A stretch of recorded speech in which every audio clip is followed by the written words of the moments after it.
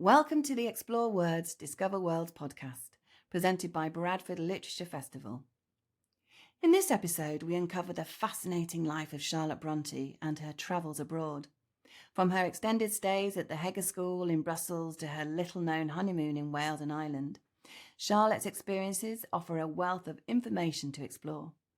Join authors Pauline Clooney, Monica Kendall and Michael O'Dowd as they discuss Charlotte's attitudes and experiences of travel, drawing on her letters, historical records and the previously unappreciated perspective of the Jenkins family. Recorded live at the 2022 Bradford Literature Festival, this episode provides a unique insight into the life of one of literature's most beloved figures.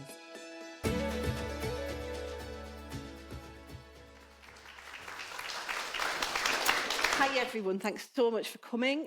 This is my third event chairing at Brontë Day. I started off with my quite rambling talk this morning on Brontes for Beginners, and then we were looking at the tenant of Wildfell Hall as depicted on table napkins, which I never thought would be a thing.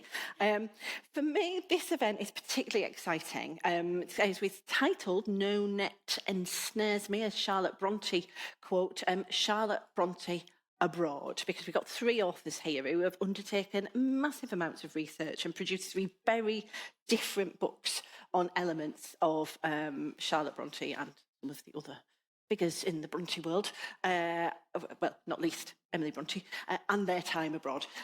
So I'm going to let them introduce their books, but first of all, just to give you a quick gist of who's who. So we've got Pauline Clooney, who is our novelist. We've got Monica Kendall, who is our I almost wanted to say it's a very big book. It's very big. Hopefully she won't be casting it across the room. It's actually, in a sense, a work of family history that gives us many new lenses on aspects of the Brontes' lives. And Michael O'Dowd, who has written really a travel log, which actually goes beautifully with Pauline's book, and, because they're covering the same journey, which is Charlotte Brontë and Arthur Nicholls' honeymoon. But I want to start off by asking each of them first, so what were the roots of your interest in the Brontes? And I'll start with you, Pauline. Okay, thank you. So it probably started with, in 1979, I came to Brickhouse with my grandmother visiting relatives, and they brought us to Howarth. And my grandmother bought me a copy of Wuthering Heights, which I think I did read that year. It gets confused with Kate Bush's song, so but I think I read it. But then it was later as a teacher then that I read Jane Eyre and just got fascinated with Charlotte and kind of couldn't let her go, and did a master's on her as well, which was, a lot of the master's was demythologizing Gaskell's A Life, based on the letters and that of Charlotte. So yeah, I couldn't let it go. And the one aspect of her life that kept kind of appearing to me as something that needed to be addressed was her honeymoon. That it always just got a line in a biography or a paragraph. It was never dealt with that much. So that was my challenge. Thank you. Which is beautifully fulfilled, by the way. I absolutely love this novel, but we'll talk about that a bit later. So, Monica, the Brontes for you, it's a family thing. It's a family thing, and I wasn't interested in them at all. So that's refreshing, maybe, for today. I read loads of novels as I was growing up, and all Thomas Hardy, George Eliot. I love Victorian novels, Trollope, Thackeray. But the Brontes, I think it was because I was made to read Jane Eyre at school. If you're made to read something, you think, oh, no, so I don't want to do any more of that. It was only 9 years ago exactly. I've been an editor for 40 years, and Paul Graves Macmillan, I got, there was a chapter in one book about Villette, Charlotte's novel set in Brussels. And I thought, oh, that's interesting, because my family were in Brussels since from 1820 to 1890. They were clergymen in Brussels. I thought, oh, I must read that. I hadn't really heard of it. And no one has actually mentioned Villette today at all. And it's her best novel. They're there. And at the same time, my cousin, her daughter's a conceptual artist, and she just emailed and said, her daughter's going to Brussels. Where did the Jenkinses live? And so I said, well, it's Rue Saint-Bernard in 1860s onwards. And then she emailed back excitedly saying, I've just discovered the most amazing thing via Google. She'd Googled Bronte's, I don't know why, Bronte's, Jenkins, Brussels, and she'd come across this article by a chap in the Brussels Bronte group site that said he discovered where the Jenkins home was, where the Bronte sisters had visited many times. And I was just, what? Because I had written about my Jenkins family in Brussels all that time for a New York school magazine. This is complicated, but... and I'd said in it that, the Bronte sisters were there and Charlotte fell in love and my, all these things happened in Brussels at that time. And I never connected the two. And it was on the internet and no one said, but haven't you read Mrs. Gaskell's life? Your family knew the Bronte sisters. They put Brad Patrick Bronte up for the night in Brussels. And it was just, and that's how I started. I read Villette, and I thought, wow, this is an amazing novel. Read all the rest of it, and then started reading. Obviously read Mrs. Gaskell, and thought, she mentioned she met my great-great-grandmother in Brussels. She interviewed her. And so then I started reading the other biographies. And that's when the trouble started, and I discovered, fabrication after fabrication about my family, the Jenkins. No one had researched them. So pause that thought and we'll get to more of those lies. Those lies. Sorry. But let's hear how, Michael, so what was your beginning with the Brontes? Well, the true story is my mother read Jane Eyre to me when I was in the womb. Beat that. Wow. Anyway, the true story is I went to college in Galway, which is on the western seaboard of Ireland. And the main square there is called Eyre Square. And in the local church, there is a large funerary monument to Jane Eyre. Now, the tourists who come to visit know that that is where Jane Eyre was actually interred. And they wonder, but where is Mr. Rochester? Anyway, Jane Eyre, not Jane Eyre, Charlotte and Arthur had a very nice part of their honeymoon in a place called Banagher in the west of Ireland, or central west. Our daughter, Katie, went to secondary school there for 5 years. So I was very conversant with Banagher and the local history and the local culture. So from that time on, I had a great interest in Charlotte Brontë, more than the rest of the Brontes. Okay, so very diverse paths to the Brontes, it's fair to say. And I should add that, Michael, you might be the first gynecologist to have written on the Brontes. I don't know. Would that be fair to... I'm not the first gynecologist to make any kind of a reference to it, because we might talk about it later, but there is an opinion that Charlotte may have been pregnant when she unfortunately made her way to heaven. We could talk about that later. So a number of gynecologists, obstetricians made remarks that, this is vomiting of pregnancy, this is created by a hydatidiform mole, this is that. All opinions, by the way. And of course, back then there were no pregnancy tests. That didn't come in until 1927. And there was no ultrasound scan. Also, medics did not examine intimate areas of ladies at that time, would look in their eyes, listen to their story, take a sample of urine, put it up to the sky and pronounce, "Oh, you could be." So they took the lady's story for it. Oh, that's okay, right, good. I love how you've totally linked that. So, because I thought it was just taken as that she was definitely pregnant and that's why I'm she sure died. she was, absolutely, yeah. She And I says think in a- she thought she was. She says that in a letter to Ellen, that when she's feeling very sick, and she said, "Don't speculate; it's too soon to Yeah. speculate." But I think she thought she was herself. Yeah. Yeah, may I come in on that? So, at the time that she thought she may have been, she complained of a looseness or funny feeling in her tummy. It wasn't the first time ever. If you read her letters, she has complained of that previously many times.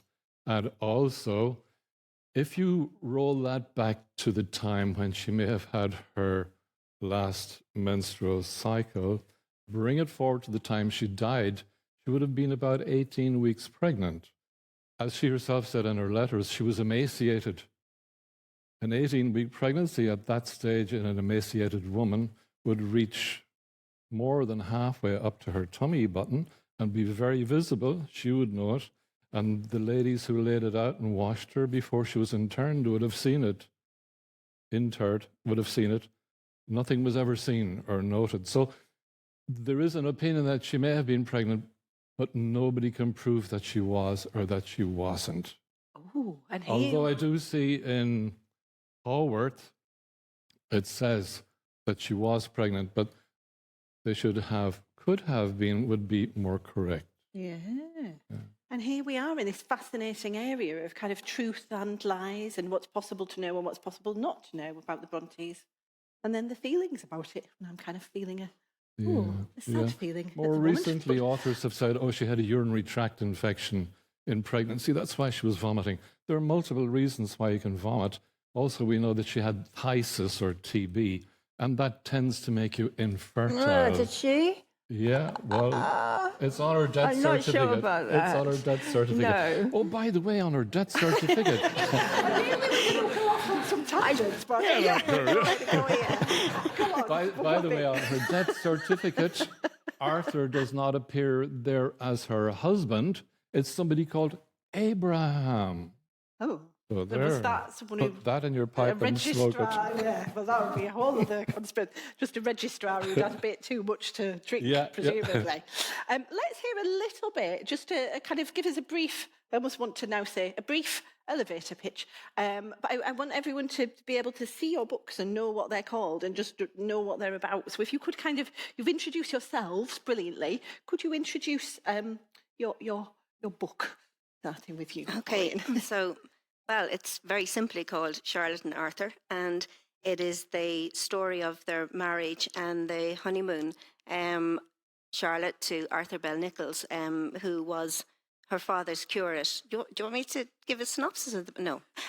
So it's the story of the honeymoon. So... And the honeymoon then was she went from Haworth, they went down, spent some time in Wales, and then took the steam packet over to Ireland, and they travelled a little bit like kind of the Irish version of the Grand Tour at the time. And Ireland was very popular then because Queen Victoria had been there, and that made it a popular destination for Victorians and Victorian honeymooners. So they came to Ireland. But one of the main reasons was, of course, Michael mentioned it earlier, that Arthur had been brought up in Banagher. He wasn't born in Banagher. He was from Northern Ireland, just like the Reverend Brontë was as well. But he was brought up from the age of 7 by an aunt and uncle in Banagher. So it was to go there, meet her relatives, her in-laws, and they stayed there for a week, and then they travelled on to Kilkee, in County Clare, the west of Ireland, and that was the most famous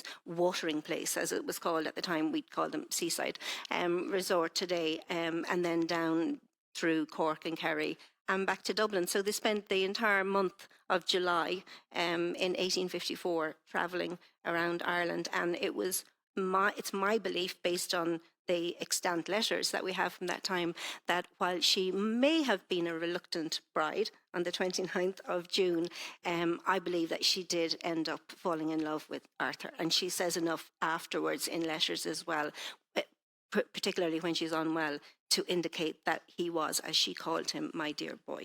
And actually, you do kind of show this unfolding. I so connected with it, how a relationship can go from not really sure to gradually, in the little gestures, the little movements, towards love I believed it fully.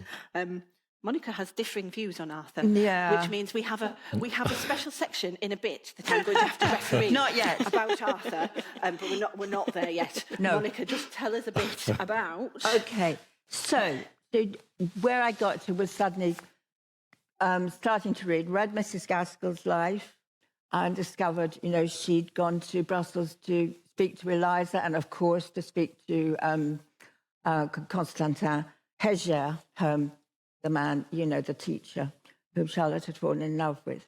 And so she quoted her. So I thought, oh, great, I'll read the other biographies, because everyone must have, since 1857, researched my family. No one researched the Jenkins family at all, even though Charlotte had known them for 2 years in Brussels. Emily had known them, without speaking a word, obviously, for 9 months. And also, my great-great-grandfather's elder brother, David, was here in Yorkshire.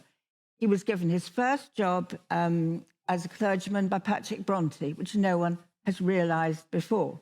But it's obviously there. I went to Borthwick to look at the ordination papers. Oh, ordination bundles are wonderful. If you've got people, ancestors who were clergymen in the Church of England, just go and look for the ordination bundles and you'll find testimonies and letters, and it's just great. So I discovered that not only had no one researched them at all, but they fabricated. And you can't put fabrications on a spine, so it was lies. The worst culprit was Winifred Gérin, who brought out her book on Charlotte in the 1960s and won awards for it. And she just made stuff up, saying that there's an escorting story, and that alerted me. I was asked, well, how did you know? How do you know they're fabrications? It's an escorting story that says the sons of Evan and Eliza Jenkins escorted Charlotte and Emily from the pensionnat to church, etc.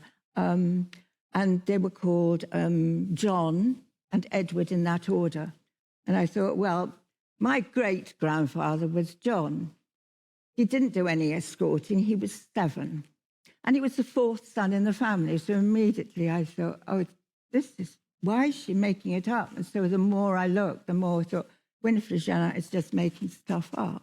And actually for you, because what strikes me is you're an amazing researcher. That book is an amazing work of dedicated kind of really minutiae of what happened and when. And you've kind of really, really stuck to that at a deep level. And it feels like, as well as it being your family, because I have to say, I suppose it feels like the lies are not huge lies, but it's as if Winifred Gérin didn't quite care enough to get it right, and you care deeply about the rightness, don't you, of the historic record? I absolutely cared. If someone's making up stuff about your family, no one else would particularly care.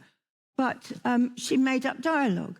She made up that my great-great-grandmother, Eliza, had talked to this other biographer called Mrs. Chadwick, and had this little conversation about, oh, well, we had to, say that the girls didn't have to come, He says, how dare you make up conversations, especially as Mrs. Chadwick was 2 years old when my great-great-grandmother died. So, just do the research. And I hated that. That. How dare you? And the other thing was, I got really upset about this. That's why it's a very big book. It's a very big book, yes. Yeah. But I got upset about a lot of things. That's saying, oh, yeah, even the marvellous Margaret Smith, who edited Charlotte's letters, she said, oh, well, this clergyman who Charlotte Brontë is calling a little Welsh pony was my great-great-grandfather. No, that was his nephew, Joseph. She'd known him for 18 months.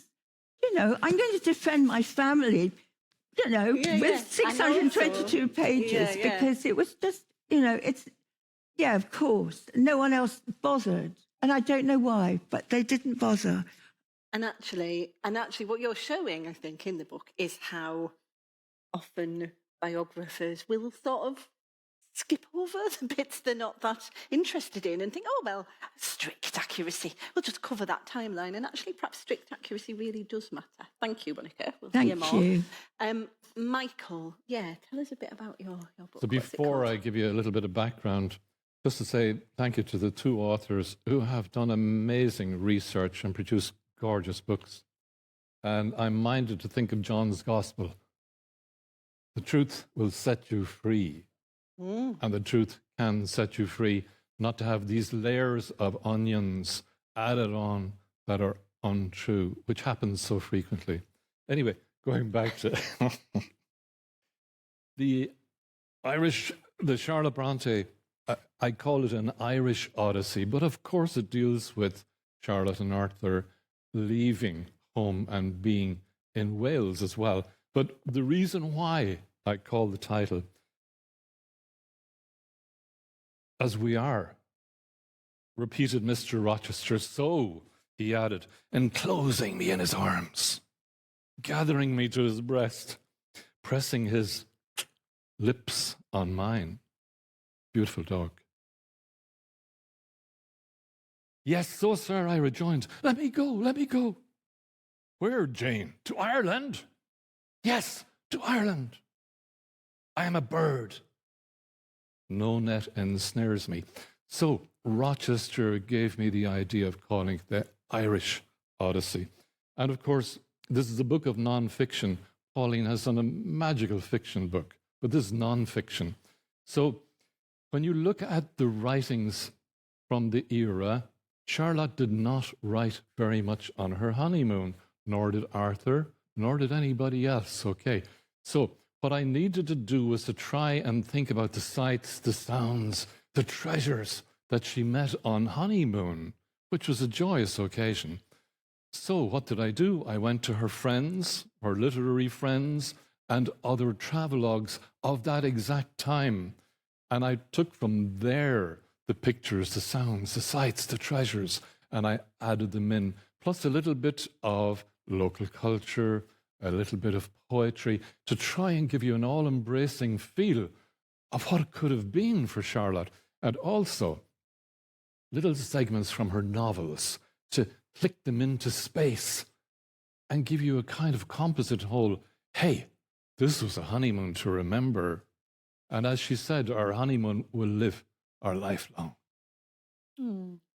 And yet, so tragically, that lifelong was only a few short months, wasn't it? Which takes us on to, I slightly regret having, but okay, this is the title of my next question. So it's not even a question really, it's a title.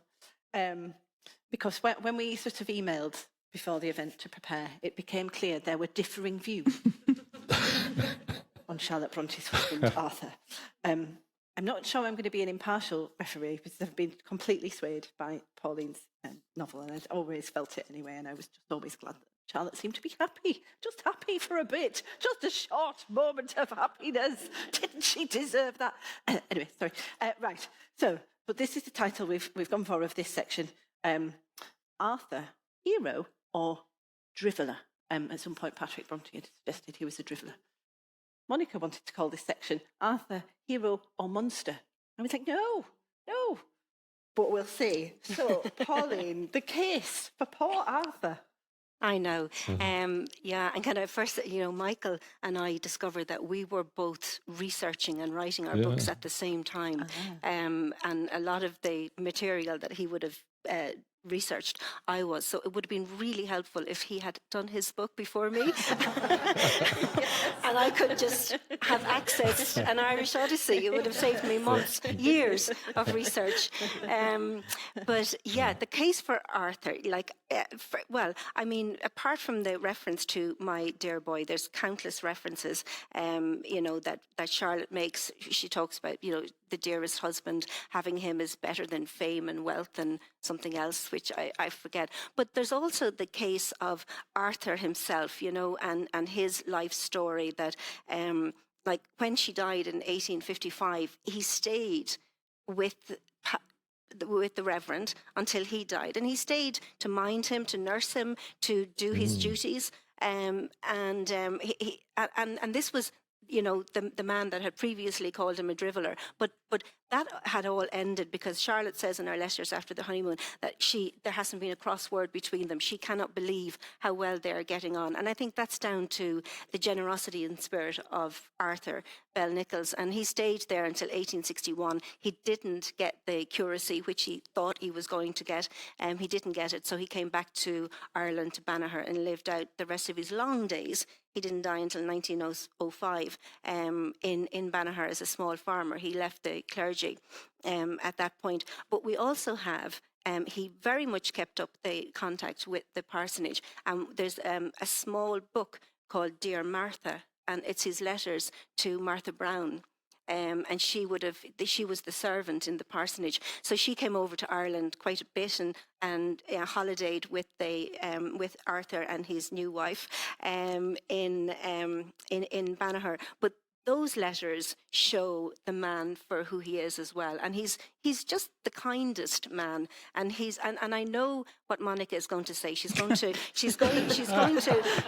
hone in on the idea that Arthur said to Charlotte at one stage. He looked over her shoulder as she was writing to Ellen and said, I really don't think you should be saying those things. I think I'm going to have to censor those letters unless Ellen agrees that she will burn them from now on. And when you read that, when you know Charlotte, first of all, and Charlotte is not a shrinking violet, and when you know Charlotte and you read into the letters, herself and Ellen had quite a bit of fun around that. And she says, and I love this part in the letter, she says at one stage that the reason, she now realizes why men's letters are so dull. And it's because they're afraid to say anything that's going to be used against them in the future, because that's what Arthur said. He said, you don't know whose hands these letters are going to get into. But in one of those letters, she says that, if anything of kind of sentimental value ever slipped into their letters, it would be accompanied, and I love this because it's like a modern emoji, it would be accompanied by hands over a shy face. And she says that, so that's what I think. I think that to hone in on that aspect and allow that to kind of define the man is erroneous. Lies. Go on, Monica, Arthur, why? I'm afraid it's patriarchy rearing its nasty head, and we're all used to it in the Victorian age, but it's coercive control that starts happening when she gets back from the honeymoon. Honeymoon, fine, but then she gets back, and I'll read that bit out. Arthur has been glancing over this note, so he's come up to see what she's writing. He thinks I've written too freely about Amelia, etc. Men don't seem to understand making letters a vehicle of communication. They always seem to think us incautious, women incautious. I'm sure I don't think I have said anything rash. However, you must burn it when read. Arthur says such letters as mine never ought to be kept. They are dangerous as Lucifer matches. So be sure to follow a recommendation he has just given. Fire them, or there will be no more. So Arthur will actually stop her writing to Ellen Nussey. Mm-hmm. He will probably, Mrs. Gaskell was afraid that he would stop her, Charlotte, seeing them because Gaskells were Unitarian. And of course, she never did see Mrs. Gaskell, she died. And I just think there are other bits I picked out. I was looking through the letters a few days ago, and it just horrifies me. This is this independent 38-year-old, well-known author, and he's coming up to see what she's writing and saying, no, your friend has got to burn them or I will stop you writing to her. Can I... Go on. Retort. But I think myself and Michael were talking earlier about something else, and we spoke about revisionism and how revisionism and reading something out of context can be, often dangerous. So that, the patriarchy at the time was for sure, that was Victorian living, so I don't think we can judge him, in terms of our modern, take on patriarchal matters. But the other thing is I isolate just one letter like that, you know. And I've got more. Yeah. So I've got a letter, if I may. This is the part that I referred to earlier. So this is after the whole event and everything, and I'll just read a part from it that she said, "Dear Ellen, Arthur complains that you do not distinctly promise to burn my letters as you receive them. He says you must give him a plain pledge to that effect, or he will read every line I write and elect himself censor of our correspondence. He says women are most rash in letter writing. They think only of the trustworthiness of their immediate friend and do not look to contingencies. A letter may fall into any hand. You must give the promise. I believe, at least he says so, with his best regards, or else you will get such notes as he writes to Mr. Sowden, plain, brief statements of facts without the adornment of a single flourish, with no comment on the character of or peculiarities of any human being. And if a phrase of sensibility or affection steals in, it seems to come on tiptoe, looking ashamed of itself, blushing pea green, as he says, and holding both its shy hands before his face. Write him out his promise on a separate slip of paper in a legible hand and send it in your next." So I really think that the tone of that is tongue-in-cheek. You know, I don't do what he wants. So I that we don't can get agree, on with because bless Ellen Nusty, she didn't burn them. No, she didn't, thankfully. Well done for her. But Pause. Thank you. No, honest, and both good, really, really good, powerful points. And I do think, and I love how you've both quoted from the letters, and it feels important, perhaps, to allow us now to kind of absorb that and perhaps think on and do our research. I'm going to give Michael a word on Arthur, and then I think I knew I would have to referee this bit quite intensely. We'll move on past that and maybe turn to it. But thank you. And I think the point about patriarchy, of course. Also, So my question Michael. is, have you about an extra hour to spend? And there is an old adage, a man should never get between two women. Which is why you're And I not. suppose biographers look at an entire life of a person to be truthful, don't they? And they don't just focus in on a number of letters. And when you think of the joy that he brought into the household in Haworth and how he stayed on and looked after the old man long after Charlotte was in heaven, like, he was a man. That was great stuff. He was honest. He was caring. Patrick had really vilified him and called him a serpent and other not very nice names. He still got over that, and he still did what Charlotte would have wanted him to do, look after her aged father. He was a man. He was great. We could do it. We should have done a whole. You see, it's interesting. We are going to end up, which we don't accidentally want to do, because patriarchy, talking more about Arthur than Charlotte, and that's. I suppose that doesn't usually happen. But there again, I imagine there are panels that get a bit derailed by the excitingness of Branwell, and was he completely dissolute, or was there anything good to him? And are we then going away from the women? So, taking all points, thank you. That was really interesting. But I'm now going to ask. Before I actually do open up again to let you ask questions of each other, but you've all undertaken, as we've heard, really extensive research, but very different kinds of research, I think. So it'd be interesting to hear a little bit about your research process. I'm going to start with you, Michael, actually. Well, can I say it was an absolute joy getting up every morning to read and research about Charlotte, Arthur, the honeymoon, the whole Brontë effort. So my wife here, Christine, is in the front row of the audience, but at this moment in time, she has it in her back pocket. It's a kind of sliding thing that eventually forms a whip, you know. So about 5 o'clock every morning, I was up like this out of the bed. 6 o'clock, I was at the computer, and it was absolutely wonderful to read such amazing things about each of the people who were involved, but then adding the concretion of Sir John Forbes and all the other people who wrote at the same time as her, and trying to come to terms with that. Well, how do you make it logical? How does it fit? How are we going to make that travel from Haworth through Wales, across and into Ireland, down into the Midlands, to Kilkee, Cork and back? Where does all that go? So you have this kind of juggling going on in your head and little bits of how does it fit? And then how do you fit a bit of poetry in there? There are lots of bits of poetry if anybody is interested in the romantic poems in there. And it's how to make it fit. So that in itself was a jigsaw and a mind-bending exercise to get it together. And I started really on this in 2017, finished it 4 years later as published, and it was an everyday event for me. And what a joy and what a grief when it was over. Yeah, I know what you mean. Go on, Monica, yeah, because it feels like... Well, this was 7 years. 7 years researching and writing. I started writing after about 3.5 years because I thought, I thought of mortality.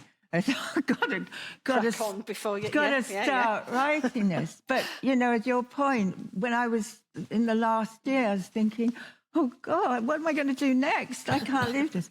But the research was, I just went so many places and it was so exciting. And one of them was obviously to West Yorkshire. First went to Pudsey, where David was, who Patrick had given him his first job at Hartshead, near here. So the first trip was to Pudsey, where he'd been for 40 years. And then I had to come back because I hadn't been to Hartshead. David had started as a clergyman there. It's complicated, but Patrick Brontë had wanted to stay as a curate in Dewsbury, and he had the living, but he needed a curate at Hartshead. So I went to Dewsbury. But before then, I'd contacted the church at Hartshead to say, well, when is it open? You never know with churches nowadays. And I got this amazing, I think, phone call from Reverend Richard Burge, who was then the priest there. And he said, well, the best time for you to come is in June, when we have this monthly get-together and, family researchers are there and we have coffee, tea and cake. And he picked me up at Dewsbury Minster, took me to Hartshead. He said, I've got a surprise for you. I didn't know what it was. And he'd purloined the parish register from Wakefield, 1811, 1812. And in it, there was David Jenkins' name, his first job at the age of 23. He was from North Wales. It's where I live. No, he was from Mid Wales. I live in North Wales. And he'd come, all this way, his first job. And it was quite a Welsh community, and it was so exciting. It was so nice of him. I just felt blessed. And there were other lovely moments of excitement. I think anyone who does family research can know that. You can go to the archives, and it's just, you don't know if you're going to find anything at all. But I think one moment was Aberystwyth, near where I live now, in the National Library. There was a scan. I don't think then there was a scan, but they said there was a will of an Evan Jenkins. Such a common name. So I thought, oh, well, I've got to go and see it. There wasn't a scan of that. And I thought, well, I wonder if, it's going to have the right names in it, because I knew his son Evan's name, other son David's name. And I was given this, and it was like texture of a leaf, and it was scratchy and ancient. And it'd been dictated to his friend from Lampeter in 1806. And, he was a tenant farmer, obviously very poor. And he gave David, his eldest son, £1. But because he'd given him brilliant schooling nearby. And just to see that letter, I thought, this is my 3 times great-grandfather. And I looked out of the window where I was sitting in the National Library of Aberystwyth and thought, this is my country now, too. And it's, it's those moments, of finding something. Oh, beautifully put. Thank you, Monica. And Pauline, in the absence, sadly, of Michael's book and research, that would have been so handy. What was your thought? Yeah, so it was, the travelogues of the time, certainly, Thackeray had one, Fraser's, which was written in 1854, which was really helpful because that was the year of the honeymoon. But mostly it was Charlotte's letters and Charlotte's works, and that's what informed, as a fiction writer, I mean, the first thing you want to do is get a handle on your main character, your point of view character. So that's what informed, because I've written this book from Charlotte's point of view. And then traveling to the place, I feel like this book has had a gestation of 40 years, because since that first visit to Haworth, I've been back. I think this is our 7th visit, and my daughter and husband are here in the audience with her husband and my husband as well. And she will remember I dragged her across the moors and in the spills of rain. So we've, been to Howitt and did that. But the actual writing of the book, I wrote the book during lockdown. And I'd never been to the places in Wales until yesterday. On our way here, we went to Clanberis Pass and Bedgiller, but I travelled them on Google. And when we were travelling yesterday, I even said, it's amazing, it's the very same. It's just like going down the road on the computer. And it was, so, and then there was a window in lockdown in the summer of 2020, and we were able then to do the Irish, like Banagher. My other connection with Banagher is my mother was born and raised in Banagher until she was 12. So we've always had a family connection because my grandfather was the train driver, and that's how they ended up there.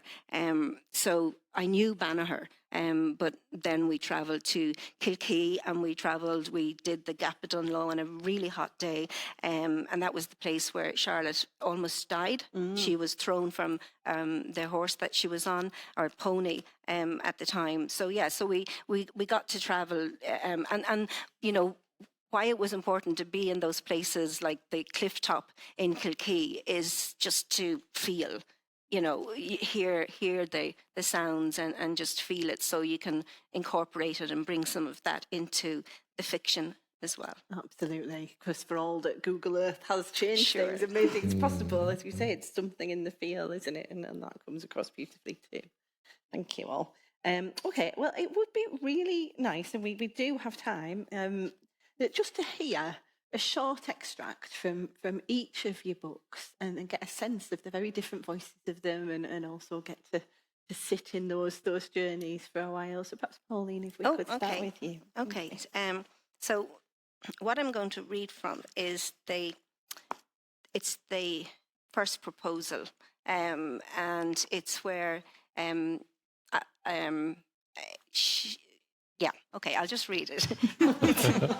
It's the answer is not a yes to this one. And again, it's informed by her letters, but it's also informed by what I came to understand of Charlotte Brontë. So my version of Charlotte Brontë. It was a Monday, not long before Christmas, and as usual, Mr. Nichols was around for tea. He was not himself. There was an agitation about him, and Charlotte felt that his look suggested that something was playing on his mind, something that involved her. After tea, she withdrew to the dining room, as was usual, to work some more on the Villette proofs. It was Mr. Nichols' habit to stay conversing with the Reverend Brontë until 9. Charlotte heard the parlour door close, and instead of the front door clashing to a close, the next thing she heard was a tapping. A sixth sense informed her what was to come. Mr. Nichols entered the dining room and stood before her, looking pale and shaking, actually physically trembling. Charlotte, I think you will have noticed that I sometimes have a queer feeling with regards to you, especially when you are near me, as now, Mr. Nichols said in a low yet vehement voice. There was something in the intonation that sounded rehearsed and to Charlotte's ear familiar. He did not look himself. Mr. Nichols, I won't pretend that this queer feeling, as you call it, has entirely gone unnoticed, but what of it? Why trouble me with your ailments? What possible cure can I offer for your queer feelings? As she spoke, a part of her brain stayed focused on his words. They niggled, as if she had heard them before. She could see beads of sweat form on his brow. Oh, how she loathed any dramatic manifestation of emotion. It is as if a string somewhere under my left ribs, tightly and inextricably knotted to a similar string, situated in the correspondent corner of your little frame. He circled his upturned right hand as if the movement magicked the words from thin air. Again the tone sounded rehearsed and the words familiar, and as the clock on the stairs struck 9, Charlotte, suddenly realising what she was hearing, rose defiantly, her eyes widened with astonishment. You use my words! The words I gave to Rochester when he declared his love for Jane. You're quoting from Jane Eyre. Mr. Nichols, what is wrong with you? Indeed, what is wrong with me that provokes you to make sport of me in this way? This is a wickedness I would not have thought you capable of. Next you will be asking me to hear the nightingale, and then you will be offering me your hand, your heart, and all your possessions. Charlotte made a sound that could have been a scoff or the nervous laugh of one anticipating an offer of hand and heart and all possessions. Mr. Nichols made as if to move closer to where she stood, but she stopped him with an outstretched arm. Charlotte, I'm a fool, and I know that you deserve a man of intelligence and charm and words that were not available to me growing up in the boglands of Ireland. The only part of me that emulates your romantic hero is the deep regard I have for you. Indeed, Mr. Nichols looked to the door, took a handkerchief from his coat and wiped his brow. He was clearly in some distress. Charlotte closed her eyes and breathed deeply. Her patience for melodrama was so limited. Mr. Nichols cleared his throat, making a noise that unfortunately sounded rather pathetic. Ever since I first set foot in Howard, ever since we have become acquainted, I have regarded you as, I have admired you and marvelled at how you have held up in the face of great adversities. Your dedication to the Reverend is a model for daughters of clergymen the world over. Your talent, your remarkable talent, displayed in your many volumes, have moved me. You know already how much I enjoyed and laughed heartily at your portrayal of us curates in Shirley. You're Mr. Nichols. It is my turn to borrow the words of another, more matter, with less art, or I fear I shall never see the back of you this night. I believe you to be a very capable woman, Charlotte, but like all of your sex, I believe you to be in need of protection against the vagaries of life, such as a male companion can bring. I believe I could be that fortress, that fortification, Oh, please, Mr. Nichols, spare the alliteration. Is this a marriage proposal? Dear Charlotte, with hope and boldness and deep affection that I believe to be the foundations of a great love, have you asked Papa? I have tried, but so no, you haven't. Thank you. Thank you, Pauline. Great. Monica. Okay, I think my introduction might be slightly longer than the extract, but so this is the end of one chapter. So there are two main chapters on the Brontes in Brussels, Charlotte and Emily. And this is at the end of one. And I said also that I had no interest in the Brontes novels until I started researching, and then I fell in love with them.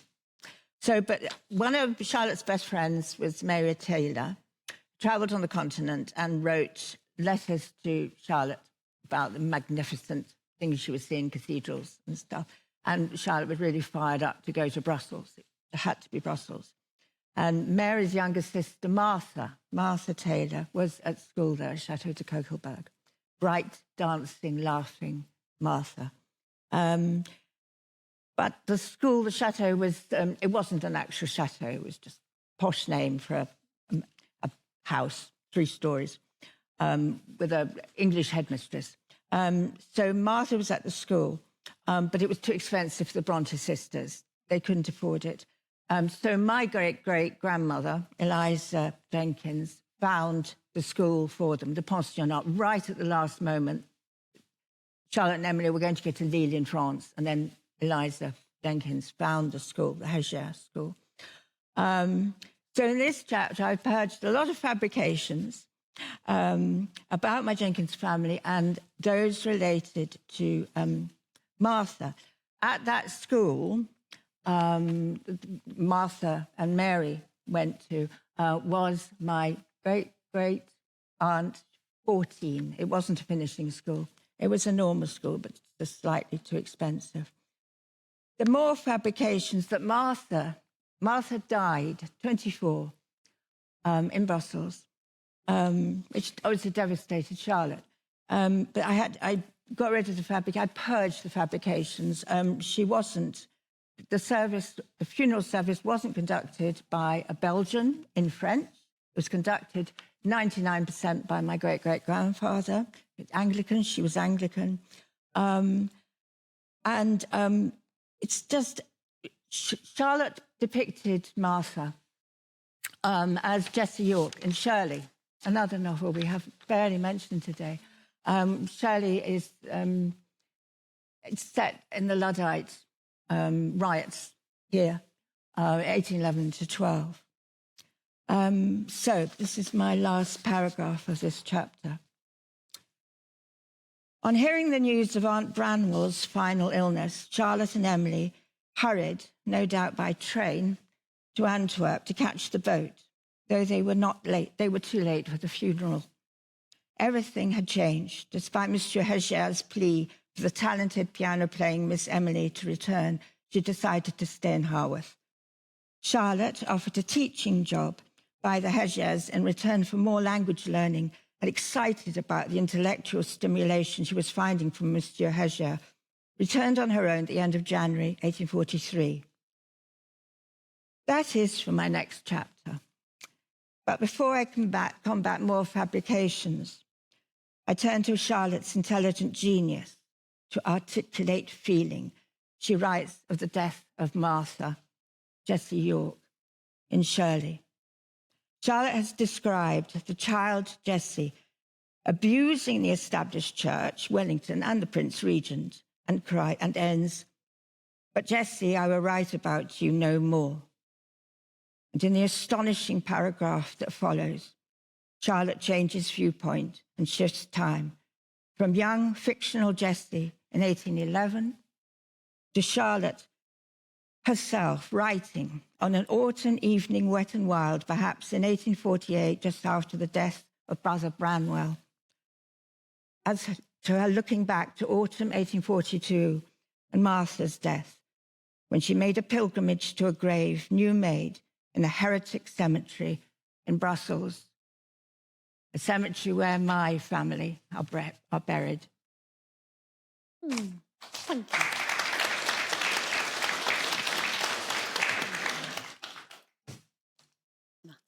Michael. So the honeymoon couple are now in Banagher in Midland of Ireland on the majestic River Shannon beside it, and they're approaching Cuba Court, where they were to reside and have a lovely time for about a week. So a brief coach jaunt ushered the honeymoon party from Banagher's Shannon side to the walled enclosure of Cuba Court Domain, breached by elating entree through the stone gate piers and open cast-iron gates to the gravelled avenue beyond. Heart-shaped leaves fluttered on the lime trees close by the driveway to Cuba House, further along. Sunshine blossoms, radiant as sequins, wept perfumed nectar, bumbled for honey, or created favoured tinctures to soothe cough and cold. Charlotte and Arthur alighted at last in beautiful Banagher, the foremost locale in their Irish odyssey. A vacation was in the offing, a charming and delightful prospect. Nearby was bogland, a splendour of hummocks, dark pools, carpets and lawns of bog mosses, cotton grass, a profusion of wild flowers, heather and bracken, and small stands of birch rolled over the horizon in this hallowed portion of Ireland's central boglands. The yellow star flowers of bog asphodel could light the dark, or dye maidens here, moor gold as in Yorkshire, and break the bones of sheep who grazed the succulent perennial. Bog asphodel grows in wet and mountain areas. Sheep pasturing there frequently suffered from foot rot, attributed to grazing on the plants. The white variety of Asphodelus albus may have been the plant of the ancient asphodel fields of the Greek afterlife. Soon afterwards, they headed down into Banagher. Outside the gates of Cuba Court, the July-high grass of the verges hummed with bees and scarlet butterflies. A chaos of hedgerow blossoms turned to Charlotte as if to another son, the Queen of King's County on that day. The couple veered past St. Paul's to the hill and entered the outskirts of the township of Banagher. Thank you. Oh, thank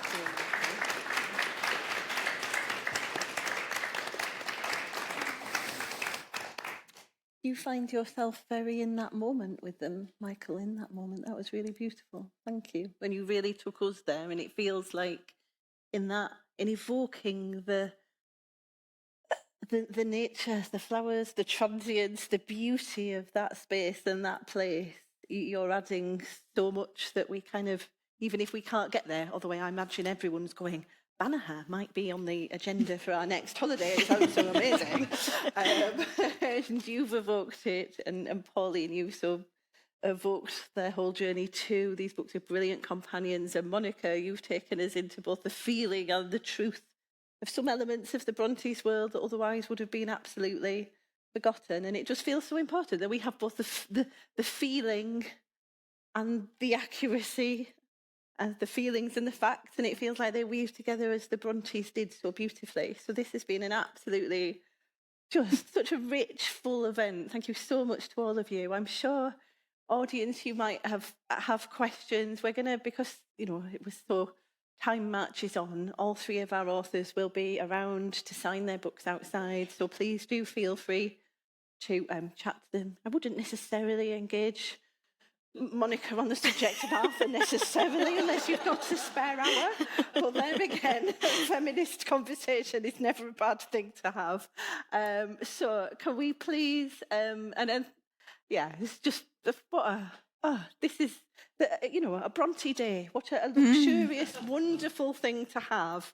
And we've travelled across so many aspects of the Brontes' lives, but for me, this has been particularly rich. So thank you. Can we show our appreciation for Pauline, Monica and Michael?